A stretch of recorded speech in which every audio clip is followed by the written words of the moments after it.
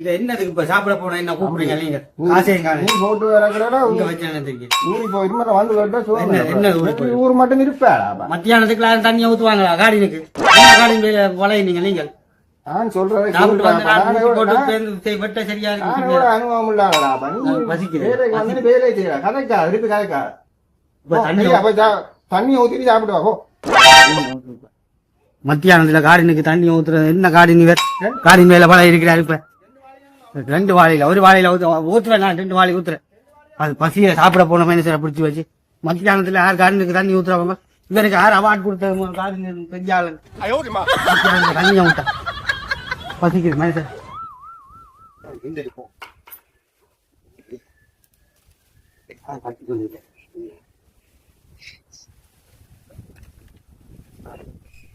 பசியில கால மேல இருந்து வேலை செஞ்சு வந்து மழை கேட்கறதுக்கிட்ட தண்ணி எடுத்து வந்து வா இதை கொண்டு வந்து ஊத்து இதை செய் அதான் சொல்லி கொண்டு வந்து சாப்பிட்டு வரேன்னு சொல்லி வந்து குடிக்கிறாங்க சாப்பாடு வேணாம் தண்ணியா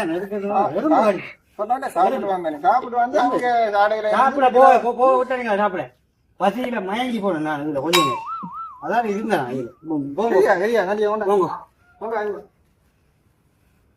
குடிச்சுட்டாங்க அப்புறம் வந்து இல்லாதால் தான் போடுற நேற்று முன்னாள் சாப்பிடாம டீ குடிக்காங்க நீ அப்பப்ப அப்ப நீ 150 ரூபா தரும் இல்லையா இப்ப சம்பளமே வராதா இன்றைக்கு வேலை சும்மா பாடிய சைக்கிள் ஒட்ட கொடுத்த சைக்கிள் எடுக்கணும் அதான் அது நாளைக்கு வேலையை செஞ்சு அந்த 150 ரூபா கழிச்சிட்டு பண்ணிட்டு போ அது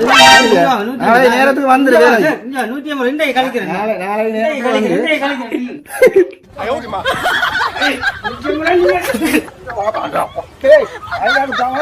குடுத்துட்டு போடாப்பா 150 ரூபா இதுல கழிச்சு விடணும் 150 ரூபா 150 ரூபா சம்பளம் 1500 ரூபா சம்பளத்தை சொல்லி போட்டு 5 அவர் வாங்கிட்டு போறேன் நான் வேலை செய்ய